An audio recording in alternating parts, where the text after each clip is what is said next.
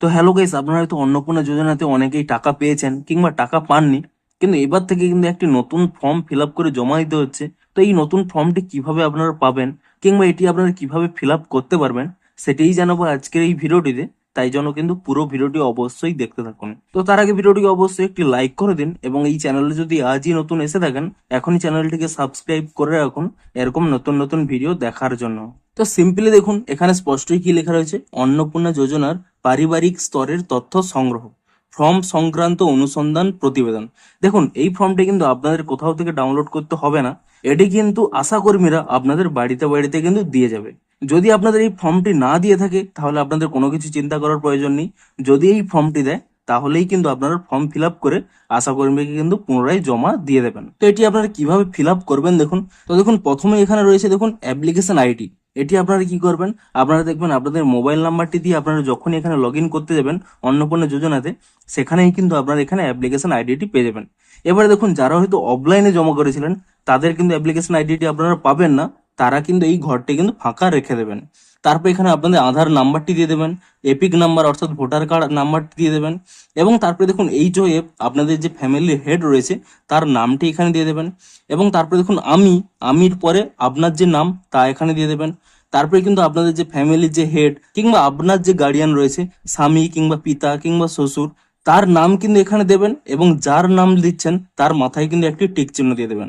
এবং তারপরে আপনাদের এখানে গ্রামের নামটি দিয়ে দেবেন, এবং গ্রাম পঞ্চায়েতের নাম দিয়ে দেবেন, তারপর এখানে ব্লকের নাম দিয়ে দেবেন, এবং তারপর এখানে জেলার নামটি দিয়ে দেবেন। এবং তাহলে দেখুন এর দ্বারা দাখিলকৃত আবেদনটি যাচাই করেছি, আমি আবেদনপত্রটি এবং তাতে প্রদত্ত তথ্য সঠিক পেয়েছি। অর্থাৎ এখানে যে আশাকর্মীটি আপনাদের এই ফর্মটি দিয়েছে সে কিন্তু এই তথ্যগুলো যাচাই করে পেয়েছে। এবং দেখুন অতএব আবেদনপত্রটি গ্রহণ করার জন্য সুপারিশ করছি। অর্থাৎ সে যখনই দেখবে যে ভেরিফাই করে সমস্ত ডিটেলস ঠিক রয়েছে তাহলে কিন্তু এটি কিন্তু সুপারিশ করবে উপর মহলে।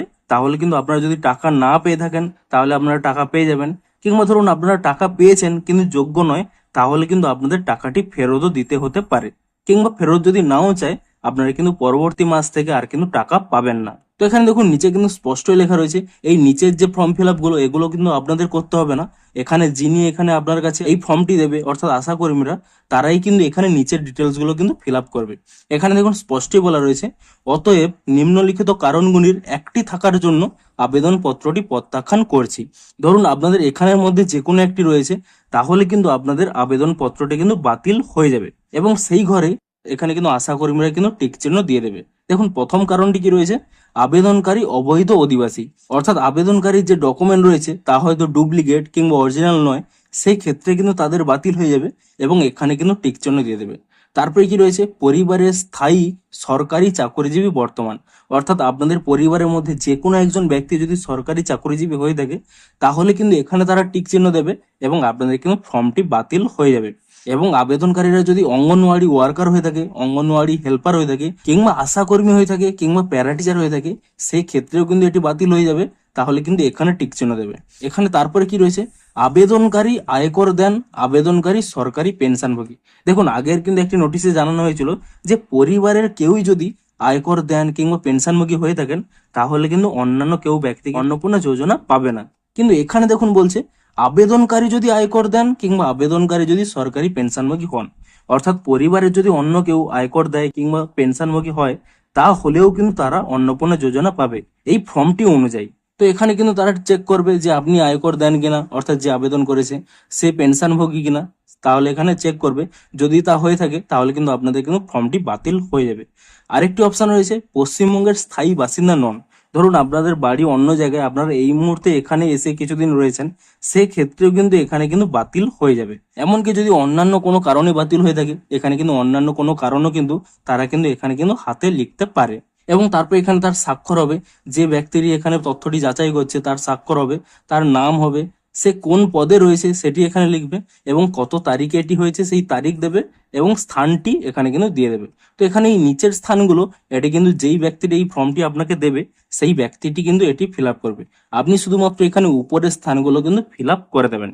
দেখুন এই ফর্মটি যদি আপনাকে দেয় তবেই আপনারা ফিল আপ করবেন, না হলে কিন্তু কোথাও থেকে ডাউনলোড করতে হবে না কিংবা কোথাও থেকে জেরক্স করতে হবে না। তো এবারে সকলেই জানাচ্ছে যে এর উপরেই ভিত্তি করে নাকি যারা হয়তো টাকা পায়নি তারা টাকা পেতে পারে, কিংবা যারা পেয়েছে তাদেরও কিন্তু যদি এখানে কোনো ত্রুটি দেখে তাদের কিন্তু ক্যান্সেল হতে পারে। তো আপনারা নিচে কমেন্ট করে জানান যে আপনাদের বাড়িতে এই ফর্মটি দিয়ে গেছে কিনা, এবং ভিডিওটি যদি একটুও হেল্পফুল বলে মনে হয় অবশ্যই একটি লাইক করে দিন।